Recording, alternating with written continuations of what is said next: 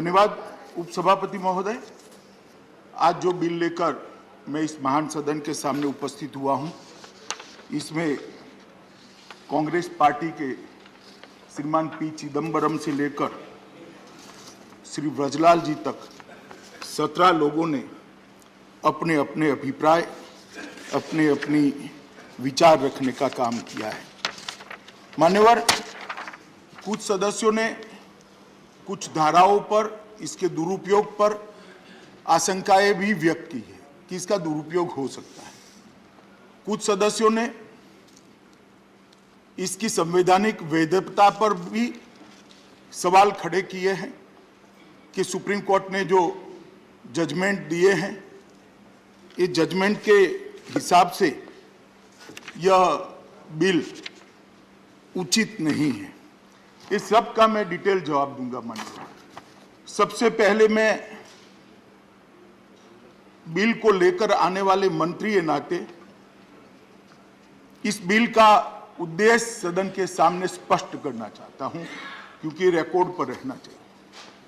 मान्यवर, इस बिल का प्रमुख उद्देश्य है इस देश में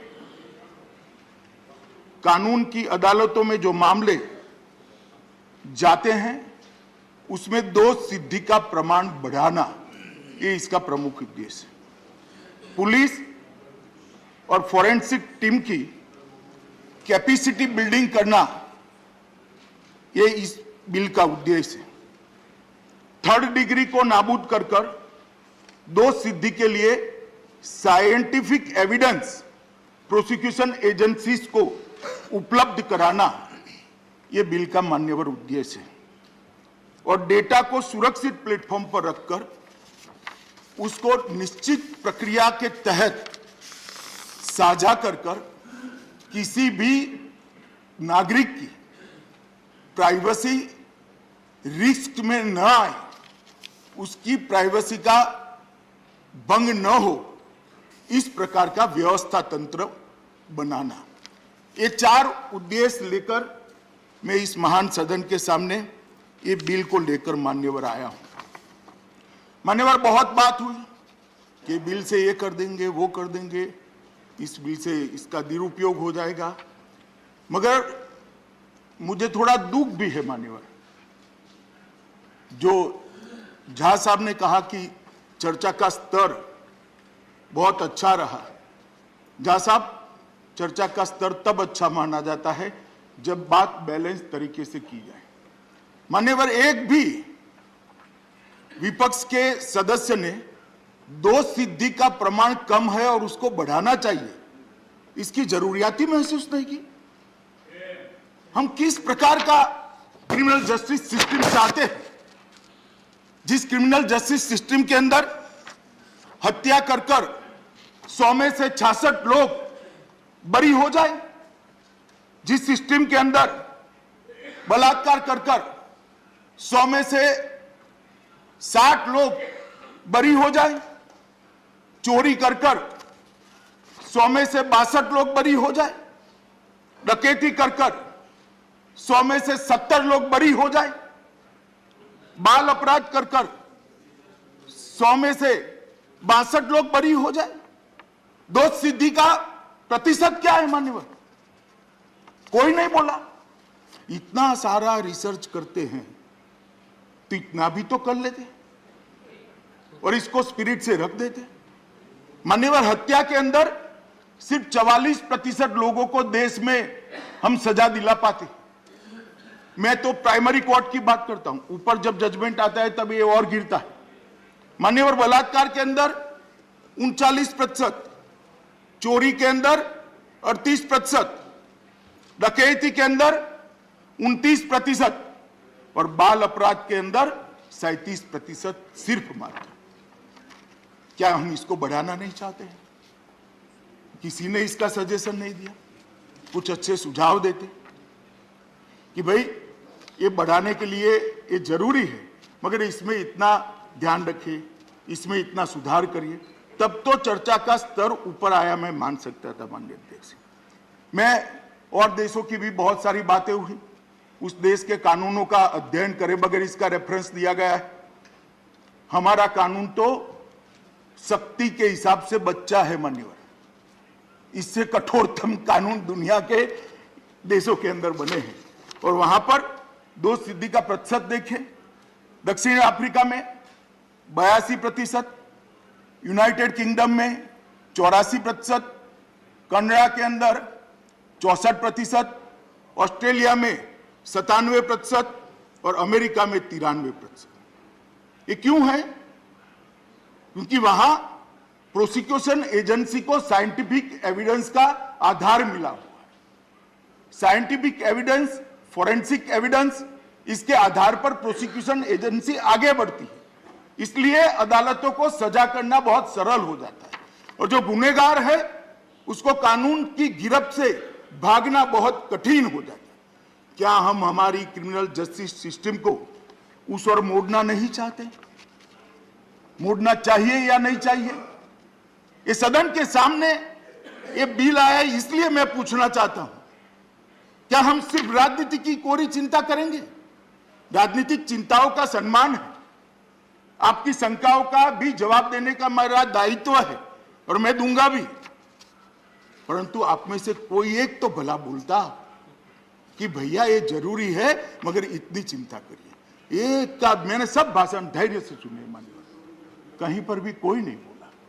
मान्यवर, ये बिल लाने का उद्देश्य दोष सिद्धि को बढ़ाना और साइंटिफिक एविडेंस को हमारी प्रोसिक्यूशन एजेंसियों को उपलब्ध कराना है। मान्यवर, एक देश में एक प्रथा होगी, लोकतंत्र में पक्ष और प्रतिपक्ष होना स्वाभाविक है, होना भी चाहिए। हम तो चाहते प्रतिपक्ष मजबूत हो, मगर जनता जो चाहती है वही यहां आता है। हम तो चाहते हैं प्रतिपक्ष मजबूत हो, परंतु अल्टीमेटली वो तो जनता को निर्णय करना है। मान्यवर, कोई भी सरकार बनती है वो विधि से स्थापित होती है। कोई भी सरकार जो बनती है वो विधि से स्थापित होती है और सरकार लोगों के मैंडेट का प्रतिनिधित्व करती है। सरकार की हर लेजिस्लेशन को, हर कानून को शंका की दृष्टि से देखकर एक शंका का गहरा बादल देश के विचारों के आकाश पर बना देना कितना उचित है। जन भावनाओं को गुमराह करना, शंकाओं के औथार के नीचे आप हर चीज को जनता के मन में भय उत्पन्न करना, ये कितना ठीक है? मान्यवर, हमने कहीं ना कहीं इसका विचार करना पड़ेगा। ये सरकार कोई पार्टी नहीं बनाती है। पार्टी तो अपना एजेंडा लेकर जनता के सामने जाती है, जनता वोट करती है और उसमें से सरकार बनती है। ये सरकार संविधान बनाता है, संविधान की धाराएं बनाती है, शपथ संविधान के लेने पड़ते हैं। तो सरकार के हर इंटेंट शंका खड़ी करना और शंका का एक बादल खड़ा कर लोगों को गुमराह करने का प्रयास मान्यवर लोकतंत्र के लिए उचित नहीं है। और मैं देख रहा हूं हर एक सरकार के कदम को राजनीतिक तराजू के अंदर ही तोला जाता है। हर एक सरकार के कदम को पक्ष और विपक्ष की भाषा में ही देखा जाता है। सरकार के हर उद्देश्य को इसका ये उपयोग हो जाएगा, उसका वो उपयोग। मैं समझ रहा हूं आपको शंका आना स्वाभाविक है, जब आप पावर में थे तब किया है वो दुरुपयोग, आपने किया है दुरुपयोग, मगर हम उनमें से नहीं है, नहीं है, निश्चित रूप से नहीं है। मैं बोलूंगा तो पसंद नहीं आएगा, कहेंगे पुरानी बात है। मैं बोलूंगा तो पसंद नहीं आएगा, आप तुरंत कहेंगे पुरानी बातें। पुरानी ही है क्योंकि आपकी सत्ता पुरानी हो गई, तो बात तो पुरानी ही आएगी। आज तो आप विपक्ष में बैठे हो मान्यवर, पर मैं इसमें जाना नहीं चाहता। कुछ सदस्यों ने ह्यूमन राइट की बात करी। मैंने कल भी लोकसभा में कहा था 2 दिन पहले कि मान्यवर ह्यूमन राइट के 2 पहलू होते हैं।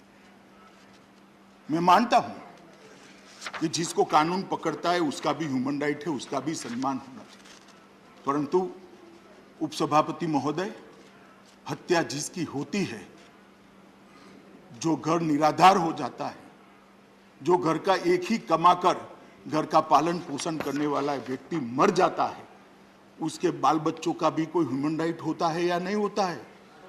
इसकी चिंता भी सदन ने करनी है या नहीं करनी है? ह्यूमन राइट कभी एक तरफा नहीं हो सकता। जब बम धमाके होते हैं, टेररिज्म फैलता है, हजारों लोग मारे जाते हैं, मरने वालों का भी ह्यूमन राइट है, सिर्फ टेररिस्टों का ह्यूमन राइट नहीं है। गुनाह के विक्टिम, उसका भी ह्यूमन राइट है, सिर्फ गुनहगार का ह्यूमन राइट नहीं है। अगर हम कानून बनाने वाली संस्थाएं ये दोनों ह्यूमन राइट के बीच में भले बुरे का अर्थ नहीं समझेगी, दोनों के बीच में संतुलन नहीं बनाएगी, तो हम किसको प्रोटेक्ट करना चाहिए?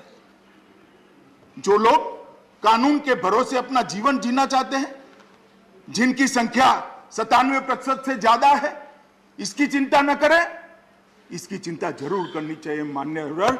आप लोगों को जिसकी चिंता करनी है करिए, हम तो वो 57% कानून के हिसाब से लोगों को, जीने वाले लोगों के ह्यूमन राइट की चिंता करने वाले मान्यवर। स्वतंत्रता का सबको अधिकार है। सुप्रीम कोर्ट के कई जजमेंट विद्वान लोगों ने यहां कोट किए, मगर हर जजमेंट में से सिलेक्टिव पार्ट ही अपना लेकर पढ़े। उसके आगे लिखा है कि स्वतंत्रता इस मात्रा में ही उपयोग होनी चाहिए कि किसी और की स्वतंत्रता का हनन न हो जाए। स्वतंत्रता का मतलब स्वच्छंदता नहीं होता है। स्वतंत्रता के दायरे हैं। स्वतंत्रता कानून के दायरे में संविधान के 4 कोने के बीच में दी गई है, और इस स्वतंत्रता की व्याख्या और किसी की स्वतंत्रता का हनन करने के लिए नहीं उपयोग की जा सकती। ये स्वतंत्रता नहीं। मान्यवर, स्वतंत्रता का सम्मान हम भी करते स्वतंत्रता का सम्मान। मान्यवर, फौजिया खान जी, संजय जी, सबने शंका का वातावरण खड़ा करने का उपयोग किया है, प्रयास किया है, सवाल भी उठाए हैं, उनका अधिकार है। मगर मैं आश्वस्त करना चाहता हूं सदन के सभी सदस्यों को कि बिल लाने के पीछे मेरी या हमारी सरकार की, ना हमारे प्रधानमंत्री की, किसी की भी मंशा नहीं है। ये बिल लाने के पीछे मंशा, एकमात्र मंशा है, इस देश में गुनाहों के प्रमाण को कम किया जाए, इस देश में सजा के प्रमाण को बढ़ाया जाए, और इस देश के कानून और व्यवस्था की स्थिति को सुधारा जाए, और इस देश की आंतरिक सुरक्षा को सुदृढ़ किया। और मैं आगे बताता हूं कि किस प्रकार से एक कहा गया है कि भाई इसका दुरुपयोग होगा, निजता का हनन होगा। मान्यवर, ये सारा डेटा जो आएगा वो एनसीआरबी के पास रहेगा, और मैं सबको आश्वस्त करना चाहता हूं कि एनसीआरबी में जो डेटा आएगा वो सुरक्षित प्लेटफॉर्म पर और सुरक्षित हार्डवेयर के अंदर ही रहेगा। डेटा भंडारण में किसी तीसरे पक्ष, थर्ड पार्टी या निजी एजेंसियों को कोई स्थान नहीं मिलेगा। एनसीआरबी ही उसको मैनेज करेगी। मान्यवर, एनसीआरबी का जो डेटा भंडारण है उसको सरकार की उच्च से उच्च कक्षा की कमेटी इसका परीक्षण करेगी, और डेटा साझा करने के लिए भी एक पद्धति बनाएगी। इसके लिए भी फॉरेंसिक्स एक्सपर्ट्स और इस क्षेत्र के एक्सपर्ट की एक कमेटी बनेगी। वो डेटा साझा करने की पद्धति को बनाकर रूल्स के अंदर व्याख्यायित कर ये नोटिफाइड करेगी। मान्यवर, मैं थोड़ा एक उदाहरण देना चाहता हूं। अभी एनसीआरबी के पास एक नफीस कर सिस्टम बनाया है। इसके तहत 1 करोड़ फिंगरप्रिंट का डेटा है, और अगर ये बिल राज्यसभा के सदस्य पास कर देते हैं तो ये डेटा बहुत बढ़ेगा, फिंगरप्रिंट का डेटा बढ़ेगा।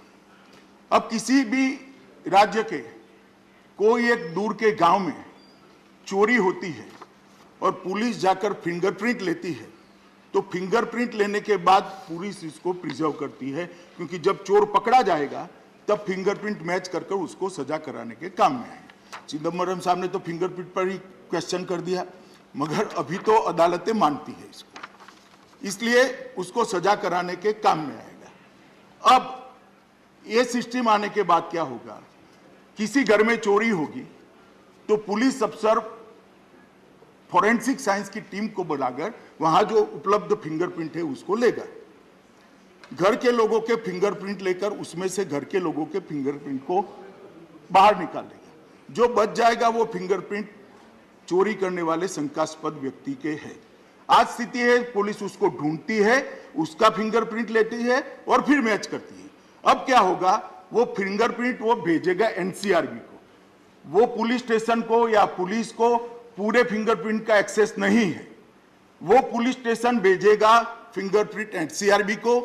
एनसीआरबी 1 करोड़ फिंगरप्रिंट के डेटा को 3.5 मिनट में रन कर अगर उसमें वो चोर है तो उसका नाम पुलिस स्टेशन को भेज देगा। पुलिस को ढूंढने की जरूरत नहीं है। अब भला बताइए इसमें क्या निजता का हनन होगा, क्या हनन होगा? किसी महिला पर अगर बलात्कार हुआ है, वहां से जो बायोलॉजिकल सैंपल मिलेगा, उसका बायोलॉजिकल सैंपल के डेटा के साथ जिन्होंने महिलाओं के अपराध किया है इसके साथ मैचिंग कर अपराधी को जल्दी पकड़ लिया जाए और 1 साल के अंदर उसे सजा हो, इसमें क्या आपत्ति हो सकती है? निजता का हनन तो तब होगा जब ये डेटा पुलिस स्टेशन को उपलब्ध कराएंगे। किसी को ये डेटा नहीं देना है, पुलिस स्टेशन से क्वेश्चन आएगा, इसका मैचिंग कर जवाब पुलिस स्टेशन पर जाएगा जो कोर्ट में एडमिसेबल एविडेंस होगा। माननीय गृह मंत्री जी, 1 minute. Sir, the House normally sits up to 6 o'clock, but since we are discussing this bill, we may extend the sitting of the House till Let's it is dispose disposed of, and then the special mention is also taken. Thank you, सहमत लीजिए। मान्यवर, मैं सदन को आश्वस्त करना चाहता हूं कि इससे किसी का भी निजता का हनन नहीं होने वाला है। कोई डेटा लीकेज का क्वेश्चन डज नॉट अराइज। इस रूल्स के अंदर इसकी रिस्पॉन्सिबिलिटी भी फिक्स की जाएगी और इसकी जिम्मेदारी भी तय की जाएगी। जो डेटा रखने वाले हैं उसकी जिम्मेदारी। और आजकल तो मान्यवर टेक्निक बहुत आगे गई, कोड के बगैर डेटा नहीं मिलेगा। इसका कंप्यूटर की क्लॉक में समय भी निश्चित हो जाएगा और उसका एक कंप्यूटराइज रजिस्टर होगा कि किसकी डिमांड पर, किस एजेंसी की डिमांड पर ये डेटा का एक्सेस किया गया है। मान्यवर, इसके अंदर इतनी शंका ना मान्य संसद सदस्य रखे, ना जनता को रखने की जरूरत है। नहीं, इसको पूरे विचार के साथ ही हम नोटिफाइड करेंगे, पूरी सिस्टम बनाने के बाद ही नोटिफाइड करेंगे और रूल्स भी इसके सारे तज्ञों के साथ चर्चा करने के बाद हम नोटिफाइड। मैं इसलिए कहता हूं कि अगर शंका राजनीति से प्रेरित नहीं है तो इसका निरसन जरूरी है। सभी लोगों की शंकाएं राजनीति से प्रेरित है ऐसा मैं नहीं मानता, इसलिए मैंने इसको समझाने का प्रयास किया।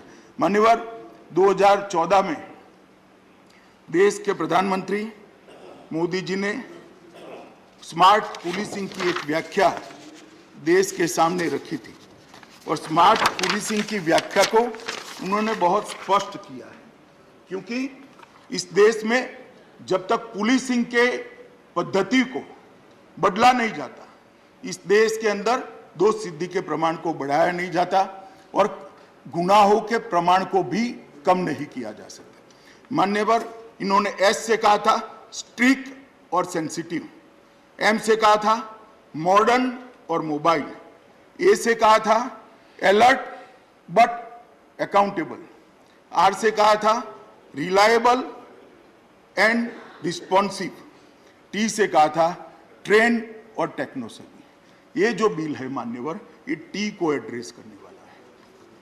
देश भर के सभी प्रिजन के अफसर को, सभी पुलिस अफसरों को इसकी टेक्नोलॉजी से ट्रेन करने का अभियान भारत सरकार के बीपीआरएनडी और हमारा एनसीआरबी उठाने वाला है।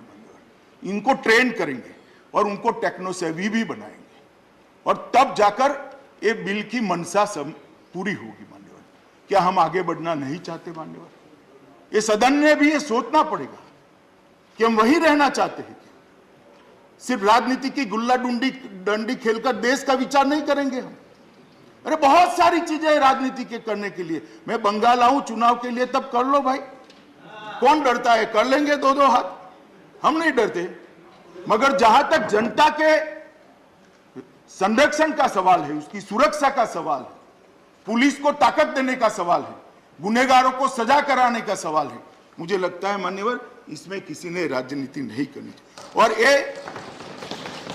ये जो बिल मैं लेकर आया हूं, ये एक अकेला हमारा प्रयास नहीं है मान्यवर। विगत 2.5 साल के अंदर ढेर सारी चीजें मोदी जी के स्मार्ट पुलिसिंग की व्याख्या को चरितार्थ करने के लिए गृह विभाग ने की है। मोदी जी ने जो व्याख्या की है, इसके 8 बिंदुओं पर गृह मंत्रालय काम कर रहा है। अगर ये बिल आइसोलेशन में आता है तो शंका और गहरी हो सकती है कि भाई चलो एक अकेले बिल से क्या होगा। ऐसा नहीं है, हम इसके लिए एक एनवायरनमेंट भी बनाए हैं और बहुत सारे प्रयासों में से ये बिल एक प्रयास है, आइसोलेशन में नहीं है। मान्यवर हमने फॉरेंसिक साइंस यूनिवर्सिटी बनाई है। क्यों बनाई है? फॉरेंसिक साइंस यूनिवर्सिटी इसलिए बनाई है कि बहुत सारे रिपोर्टों के अंदर है कि 6 साल से ज्यादा सजा वाले सभी धाराओं के अंदर फॉरेंसिक एविडेंस को कंपलसरी करना चाहिए। कर तो दे, मगर ट्रेन मैन फोर्स कहां है भाई? हमारे पास तो इतना मानव संसाधन बल है ही नहीं, तो क्या करना? फॉरेंसिक साइंस को बढ़ावा नहीं देना, फॉरेंसिक एविडेंस को बढ़ावा नहीं देना चाहिए। तो हमने, मोदी जी जब गुजरात में मुख्यमंत्री थे, वहां गुजरात फॉरेंसिक साइंस यूनिवर्सिटी बनाई थी। यहां प्रधानमंत्री बनने के बाद 2020 में फॉरेंसिक साइंस यूनिवर्सिटी की हमने रचना की, जिससे वहां से जो विद्यार्थी निकलेंगे, BSc forensic science, MSc forensic science और इसके अंदर R&D करने वाले बच्चे भी निकलेंगे हर विधा के अंदर। मान्यवर, आज 2 साल के अंदर ये यूनिवर्सिटी ने 6 राज्यों में राज्य सरकारों के साथ एग्रीमेंट कर इस यूनिवर्सिटी से अटैच कैंपस और कॉलेज अलग अलग राज्य में खोले हैं।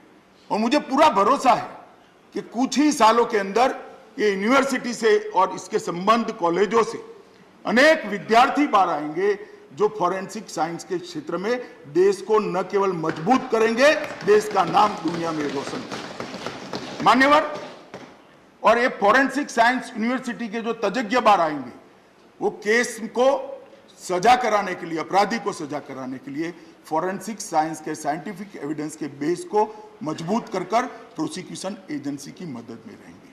मान्यवर, ये हमारा आइसोलेशन में प्रयास नहीं है। हमने रक्षा शक्ति यूनिवर्सिटी बनाया, रक्षा शक्ति यूनिवर्सिटी भी 2020 में बनाया। और रक्षा शक्ति यूनिवर्सिटी के तहत जो बच्चे, कुछ बच्चे चाहते हैं बचपन से कि मैं डॉक्टर बनूं, कुछ वकील बनना चाहते हैं, कोई पत्रकार बनना चाहते हैं, कोई राजनीति में आना चाहते हैं। इस तरह से बहुत सारे बच्चों की मनसा होती है कि मैं रक्षा के क्षेत्र में काम करूं, मेरी कैरियर में रक्षा के क्षेत्र में बनाऊं। तो उनके लिए कोई स्पेशलाइज कोर्स ही नहीं है। वो तो बेचारा बीएससी करता है, बीए करता है, बीकॉम करता है, फिर एग्जाम देता है, शरीर तगड़ा है तो सिलेक्ट हो जाता है और फिर उसकी ट्रेनिंग होती है। तो क्यों नहीं ऐसी यूनिवर्सिटी बनाई जाए जो रक्षा के साथ जुड़े हुए सभी क्षेत्रों के अंदर एक स्पेशलाइज फोर्स खड़ा करे, एक एक्सपर्ट्स खड़ा करे। रक्षा के क्षेत्र के साथ बहुत सारी विधाएं जुड़ी हुई, तो इसके लिए, उसकी ट्रेनिंग के लिए, उसके स्पेसिफिक अध्ययन के लिए हमने रक्षा शक्ति यूनिवर्सिटी बनाया है मान्यवर। और रक्षा शक्ति यूनिवर्सिटी भी आने वाले दिनों में पूरे देश के अंदर अपने संबंध कॉलेजों को बढ़ाने वाली है। मान्यवर, नेक्स्ट जनरेशन क्राइम को हमने समझना भी पड़ेगा और उसके सर्कल को तोड़ना भी पड़ेगा।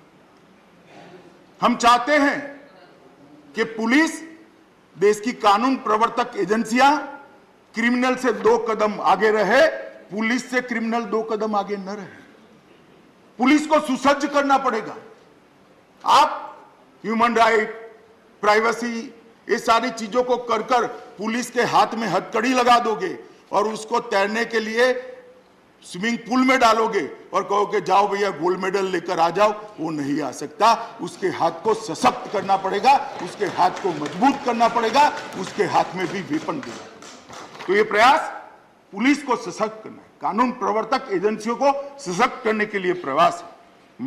मान्यवर, नेक्स्ट जनरेशन क्राइम को हम चिर पुरातन पद्धतियों से हैंडल नहीं कर सकते। हमने भी नेक्स्ट जनरेशन की तकनीक को अपनाना होगा और पुलिस को इससे लैस करना होगा, पुलिस को इसके ट्रेन करना पड़ेगा। भारत सरकार ने मोदी जी के मार्गदर्शन में मॉडस ऑपरेंडी ब्यूरो भी बनाया है। ये ब्यूरो देश भर में एनसीआरबी के पास जो क्राइम का रिकॉर्ड आता है उसका एनालिसिस करता है और विशिष्ट प्रकार के क्राइम करने वाले लोगों की मॉडस ऑपरेंडी क्या होती है इसका स्टडी करता है, इस पर डिस्कशन होता है, इसके समाधान ढूंढे जाते हैं और वो समाधान बीपीआरएनडी के माध्यम से देश भर की पुलिस को भेजे जाते हैं। ये भी हमने नया इनिशिएटिव लिया है। आईपीसी, सीआरपीसी और एविडेंस एक्ट में भी हम बदलाव करने जा रहे हैं।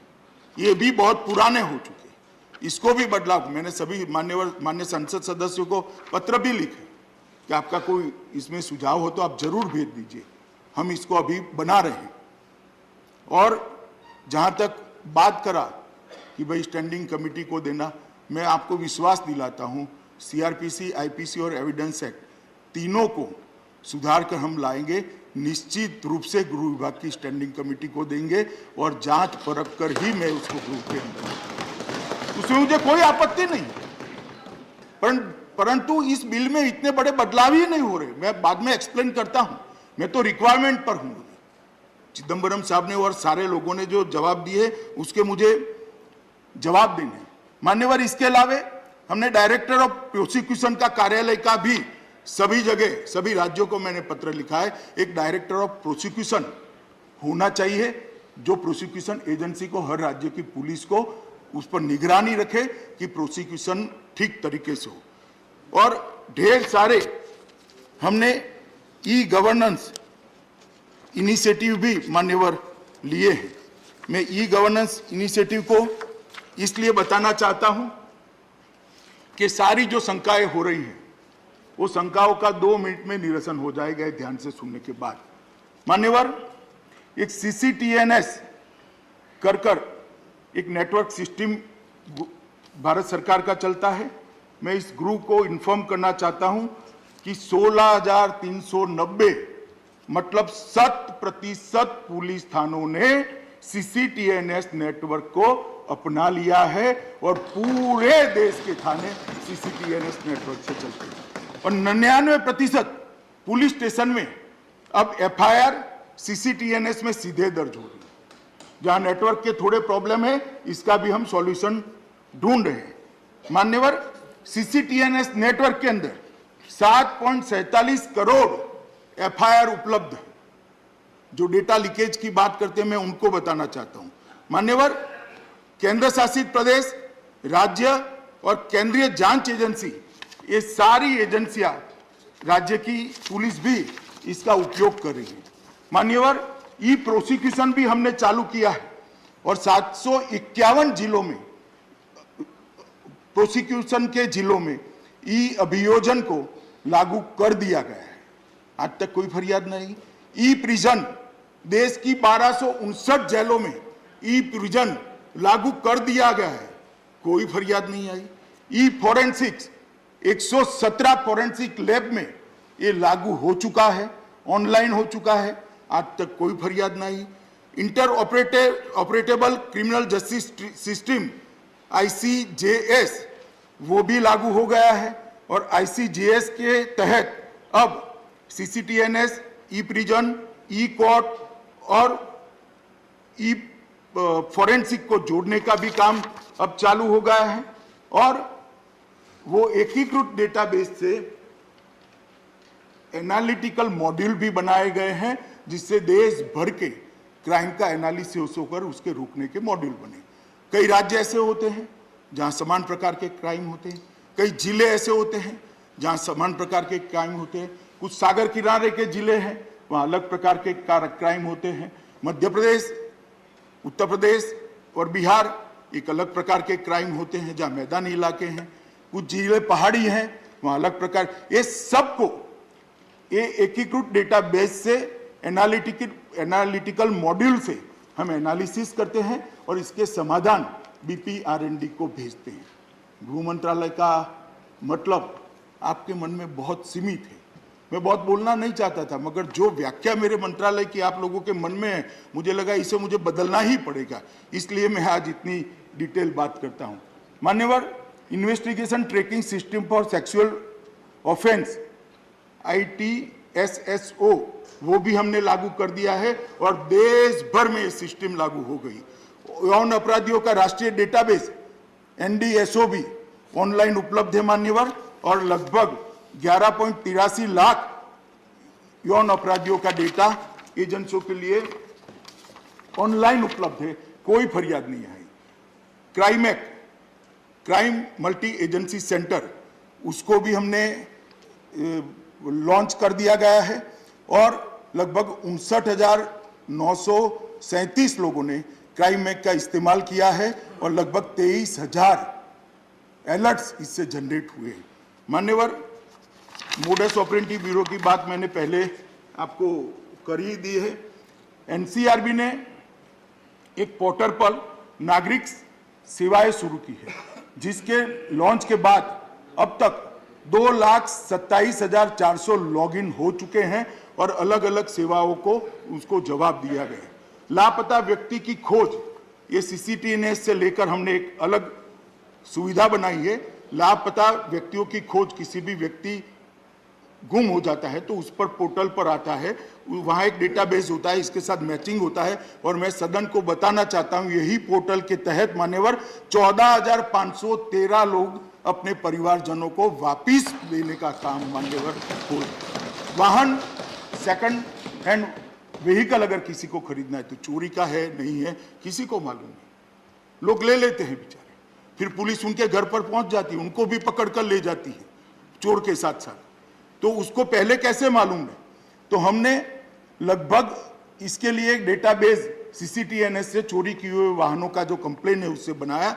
लगभग 2,96,200 लोगों ने अपने खरीदने वाले वाहन का वहां डेटा भेजा, इसको मैच कर भेजा और 13,637 चोरी किए हुए लोग भी पकड़े गए और चोरी की हुई गाड़ियां भी पकड़ी गई। ये क्या उपयोग होना है मैं बताना चाहता हूं। घोषित अपराधी, उसको भी CCTNS पर लिया है और ये सारे एनालिटिक मॉड्यूल इसका एनालिसिस करें मान्यवर।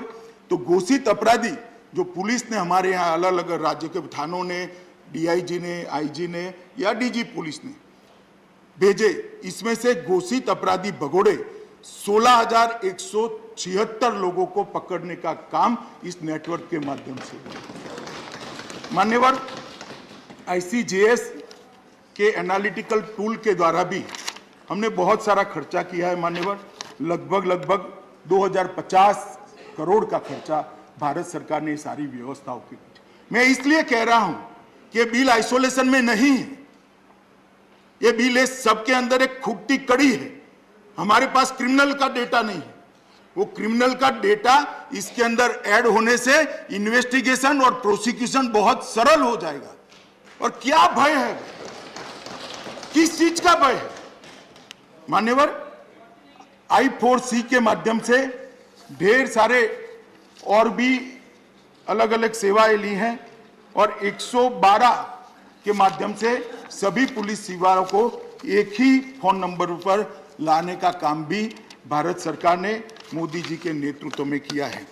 मान्यवर, मैं इसलिए बताना चाहता था कि ये जो हमें जिस तरह से कटघरे में खड़े करने का प्रयास हो रहा था कि इसके पीछे कोई राजनीतिक उद्देश्य नहीं है, ना जनता के मन में भी ऐसी भावना जानी चाहिए, ना सदन के सदस्यों के मन में भी ऐसी भावना जानी।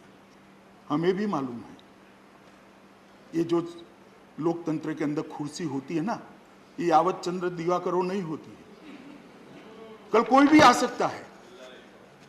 तो मिसयूज का भय तो मुझे भी लग सकता है, मगर मुझे नहीं लगता है।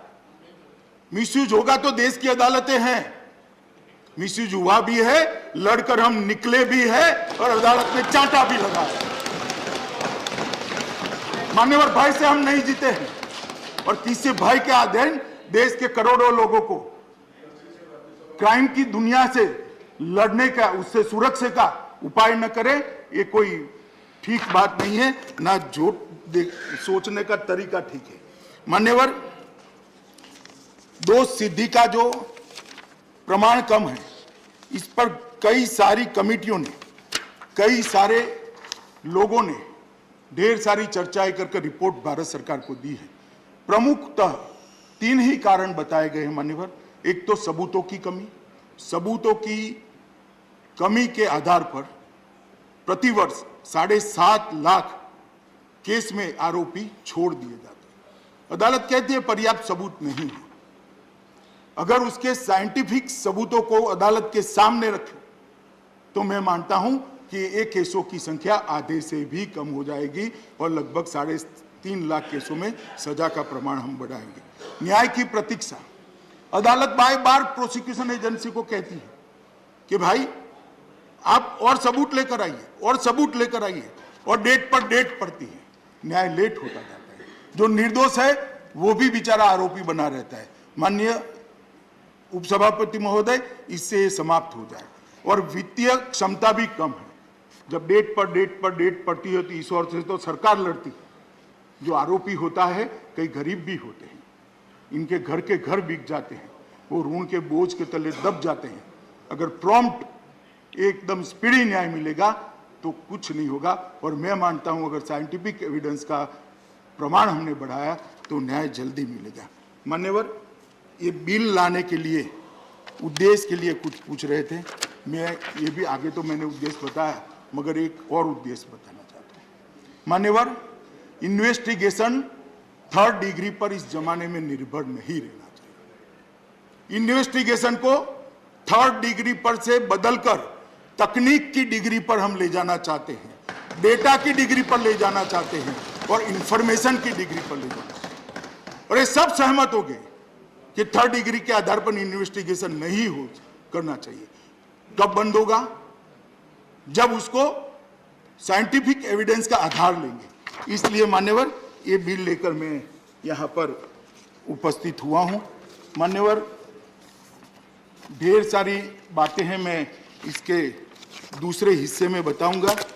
अब कुछ सदस्यों ने अलग अलग प्रकार के सवाल भी मुझे पूछे हैं, शंकाएं भी करी है, और मैं मानता हूं कि उनका अधिकार है। सबसे पहले श्री चिदम्बरम जी ने पूछा कि गृह मंत्री स्पष्ट करे कि ये जो आपने माप की व्याख्या की है वो व्याख्या के अंदर नार्को एनालिसिस, ब्रेन मैपिंग और पॉलीग्राफ टेस्ट आता है या नहीं आता है? ना जी, नहीं आता है। इस बिल का कोई प्रावधान किसी भी कैदी का नार्को एनालिसिस, पॉलीग्राफ टेस्ट या ब्रेन मैपिंग करने की इजाजत नहीं देता है। ये मैं रिकॉर्ड पर कह रहा हूं, तो इसलिए किसी को ये शंका रखने की जरूरत नहीं है। उन्होंने कहा, इसके बाद पूछा मान्यवर कि पुत्तुस्वामी केस में जो निर्देश दिए गए हैं उसका उल्लंघन हो रहा है। जरा भी उल्लंघन नहीं हो रहा है। पुत्तुस्वामी केस के अंदर उन्होंने और लोगों की स्वतंत्रता पर इसका ओवरलैप न हो इसलिए 3 अपवाद दिए हैं। ऐसा कानून सक्षम विधायिका द्वारा बनाना चाहिए। मैं मानता हूं ये सक्षम विधायिका है, चिदम्बरम साहब भी मानते होंगे। ऐसा यह वैध देश हित में होना चाहिए। तो जिन्होंने गुनाह किया है उसको सजा कराने से बड़ा वैध देश हित क्या हो सकता है बोला? तो वैध देश हित के अंदर भी है। मान्यवर, तीसरा उन्होंने कहा है कि ये अनुपातिक होना चाहिए। मान्यवर, ये कानून जो है वो अनुपातिक भी है, इसमें मुझे कोई डाउट नहीं है। कानून प्रवर्तन एजेंसियों का हाथ मजबूत करने और अपराध को सिद्ध करने के और इसके द्वारा व्यक्तियों के, जो प्रताड़ित व्यक्ति हुए, इसके मौलिक अधिकारों का रक्षा में के बीच में संतुलन बनाने के लिए कानून लेकर हम आए हैं। अभी एक तरफा ही है, जिसका अधिकार छीना जा रहा है, जो विक्टिम है, इसके अधिकार के लिए कोई प्रोविजन नहीं है। ये जो कानून है विक्टिम को प्रोटेक्ट करने के लिए है और जो अपराध करने वाले हैं उसको सजा करें। ये किसी भी तरह से ये पुत्तुस्वामी केस के निर्दोषों का उल्लंघन मान्यवर नहीं करता है। इन्होंने 14, 19, 20, 3 और 21 के तहत मौलिक अधिकारों के उल्लंघन के लिए कहा। मैंने इसको मान्यवर एड्रेस किया है। उन्होंने कहा है, एक उल्लेख धारा 3 का किया, मैं वो ठीक है, बिल पढ़ेगा तो मैं पढ़ूंगा तो मैं भी कहूंगा, मगर मैं इतना स्पष्ट कर देना चाहता हूं कि धारा 3 के अंदर रूल्स बनाने के लिए भारत सरकार को अधिकार है।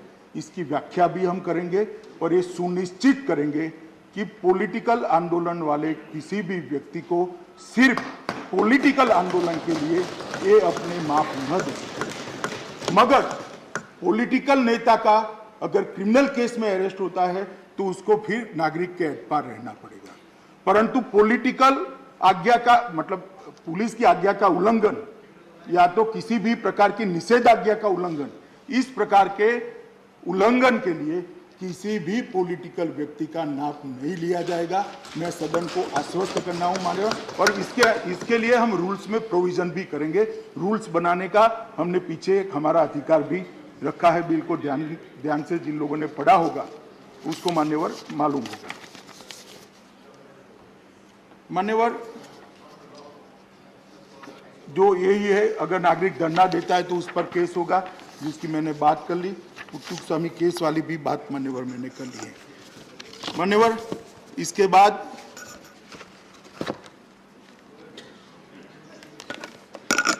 विनय विश्वम जी ने कहा कि 124 ए सरकार लगा रही है। हम 124 ए के दुरुपयोग के पक्ष के नहीं हैं, मगर विनय विश्वम जी केरल से कम्युनिस्ट पार्टी के सांसद को 124 ए का क्यों आप उठा रहे हो? आप तो लोगों को मार दिए भैया। मेरी पार्टी के 100 लोगों की हत्या राजनीतिक कारणों से केरल में हुई, पूरी की पूरी जान चली गई है उनकी, और आप हमें 124 से समझा रहे हो? क्या 124 से समझा रहे हो? प्लीज मैं 124 ए को मैं स्वीकार नहीं कर रहा हूं कि हम इसका दुरुपयोग करें। मैं इतना ही कहता हूं, कम से कम केरल से आए हुए कम्युनिस्ट पार्टी के कार्यकर्ता को, सांसद को ये नहीं उठाना चाहिए। ये please no please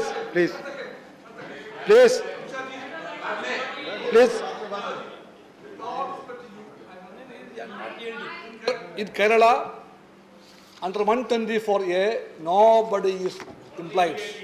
thank you Yes, please.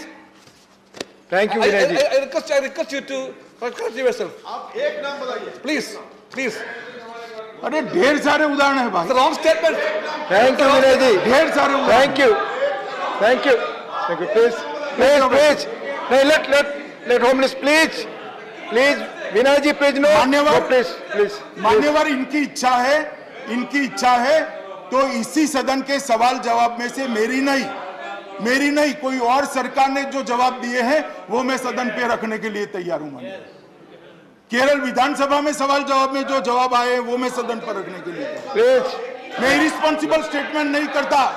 विश्वम साहब, मेरे 27 साल हो गए किसी विधायिका में काम करते हुए, चाहे विधानसभा, राज्यसभा। आपकी बात रिकॉर्ड पे नहीं जा रही विश्वम जी, प्लीज स्टेटमेंट नहीं करता। मंत्री जी की बात जा रही, प्लीज मान्यवर, प्लीज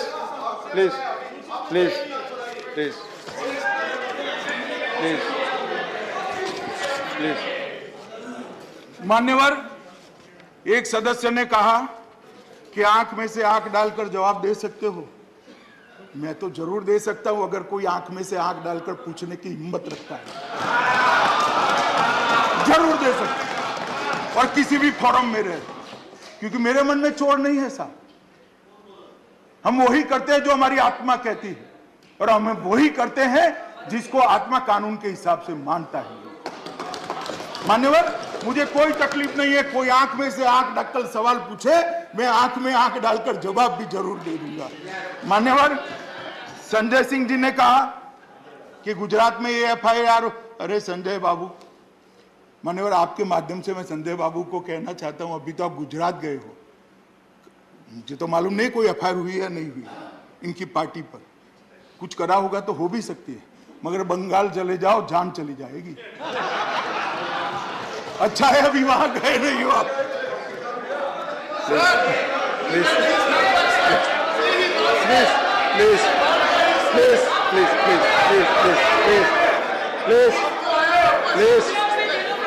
मान्यवर, प्लीज नड्डा जी प्लीज नड्डा जी को उदाहरण नहीं दीजिए प्लीज गाड़ी को अटैक रखिए प्लीज प्लीज प्लीज माननीय गृह मंत्री जी, आपकी बात ही रिकॉर्ड पे जा रही है। माननीय सदस्यगण प्लीज बैठ जाए। आप बोले, आप बोले, आप बोले, प्लीज बोले।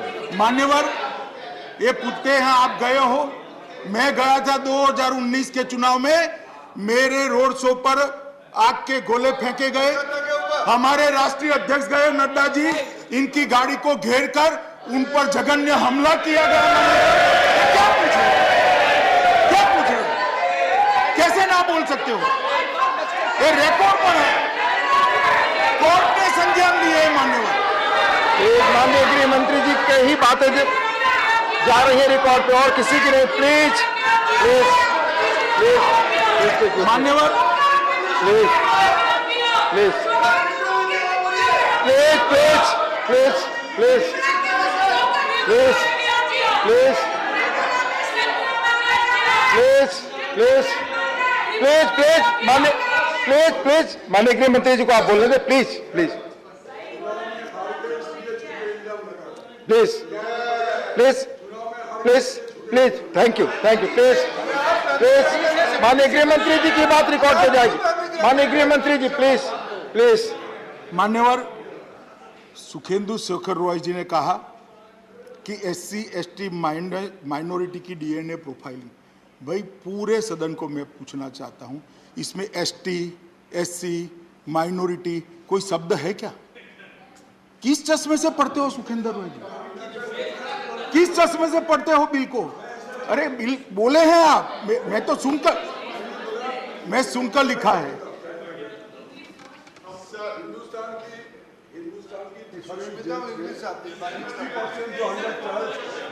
वो 60% अंडर ट्रायल्स है, OBC SC ST minority. Thank you, यही मैं बोला। Thank you. तो मान्यवर, अंडर ट्रायल है, इसकी जात या धर्म क्या देखना? अंडर ट्रायल जो है वो है, कानून की नजर में सब एक समान है। किसी अपराधी की जाति धर्म क्या देखना है और क्यों नहीं होना चाहिए?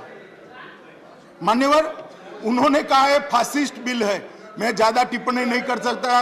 वो टीवी पर ममता दीदी देखती होगी, सारे CR सुधारने के लिए खड़े हो जाते हैं, इसलिए मैं ज्यादा कुछ कहना नहीं चाहता मान्यवर। मगर फासिस्ट शब्द की कड़ी से कड़ी व्याख्या को बंगाल की सरकार ने बदल दिया है मान्यवर, और फासिस्ट की नई डेफिनेशन, फासिस्ट मान्यवर, मैं ममता दीदी का नाम वापिस लेता हूं। बैठ जाओ, ले लिया वापिस। माननीय ममता जी का नाम लिए, प्लीज बैठ जाइए। ममता दीदी का नाम मैं वापिस लेता हूं। मान्यवर, फासिस्ट शब्द की डेफिनेशन को, जो डेफिनेशन में है, उससे अलग प्रकार के मायने देने का काम बंगाल की सरकार ने कहा। बाबा, आप कम से कम फासिस्ट का रेफरेंस मत लीजिए। अंत में मान्यवर, मैं इतना ही कहना चाहता हूं, please please please please please nothing is going on record. Seat पर बैठ कर ना बोले। Please please please please please मान्यवर, प्लीज मैं अंत में प्लीज प्लीज मान्यवर, मैं अंत में इतना ही कहना चाहता हूं कि बिल लाने के पीछे सरकार की मंशा किसी भी निजता का भंग करने की नहीं है, किसी के भी ह्यूमन राइट का वायोलेशन करने की नहीं है मान्यवर, और ना किसी की भी निजता का भंग हो या ह्यूमन राइट का वायोलेशन हो, ऐसे लूपहोल्स भी हम नहीं रखेंगे। मैं आश्वस्त करना चाहता हूं, ये एक्ट और इसके रूल्स दोनों मिलकर एक अच्छी मजबूत प्रणाली बनाएंगे, जिससे कानून की मदद तो जरूर होगी, मगर सभी का निजता और ह्यूमन राइट का वायोलेशन भी नहीं। धन्यवाद। Thank you. I shall first put the amendment moved by